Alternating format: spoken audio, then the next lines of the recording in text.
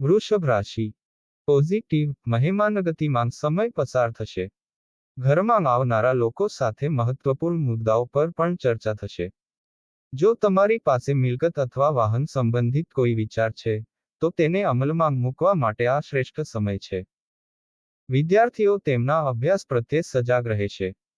Negative કેટલાક લોકો ઈર્ષ્યાને કારણે તમારા વિશે અફવાઓ ફેલાવી શકે છે.